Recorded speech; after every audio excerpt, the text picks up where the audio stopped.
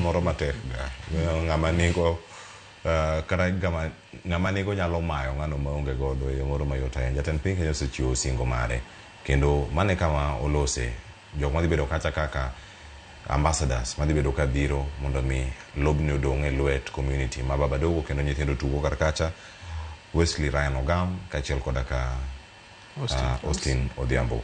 Kale Barenga chakodi karka alap ni ma Baba Dogo imbe jogi mese tiego nitie moko mosekalo Baba Dogo kanyo. Baba Dogo en kiwanja ma duong'. Onyalo bet ni orach kamano lakini gik mosetimo dongo. To anyalo notify ni nitie gik ma Austin kod owadgi Tyson gitiyo tich maber sana kanyo kuom kuza talent mabiro next. Tyson nigi team moro matin to make sure ni nyithindo gi school and personally gi pesa mechule. Austin be same, nyithindo gi school gi follow up schooling mag nyithindo go gi loso nyaka clubhouse ma nyithindo maonge kuma gidak.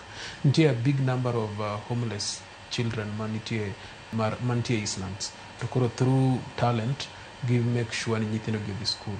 To koro kodwa mono ni pap mono bed mana marwa bende to wadwa meno un ng'at ma claim ni pap mare cha be olos kode olose ong'ise importance magi matimre kamano to ka inyiewe kane president owacho no to nyiewe to wabed gi gimoro legally very soon. To kose nyiewe makoro en marwa be wakwayo sirikal mondo olose mondo bede at least a better facility kech koro kaka Kasarani ose enhanced to a better quality facility to wambe kwa nyalo yudo turf e Baba Dogo ground nyalo bet maber kod areas moko ka every sub county nyalo yudo a place ma ji nyalo train not only kiwanja mar mpira to nitie gi gym facilities nitie gi facilities te midwaro ma ok chul ma ng'ato nyalo kadwa ringo to nyalo donjo to lo tim gige to wuogo dhiye. Koro mano kwayo maduong' madwaro nikech wang'e the importance mar pitches kaka Baba Dogo, Woodley Stadium man Kibera koni, to nitie moro be nitiere Umoja e diere Umoja kanyo, to mago pitches ma very important mosekuza talent mang'eny.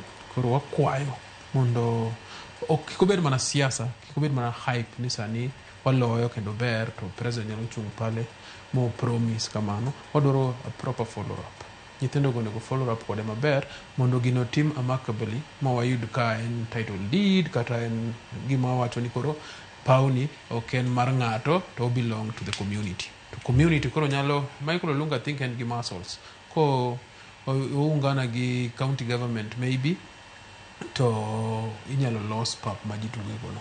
Koro mane wakwayo to en a very good step kendo a bold step kuom Austin kana yudo platform mar wuoye gini to wuoye maber gi president mokwayo gima konyo community te.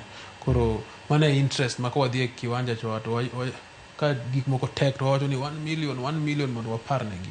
Ok ni en kende mo yudo 1 million to ko yudo 1 million to wambete wayudo nikech wan gi very great ambassadors to go ne national team sana.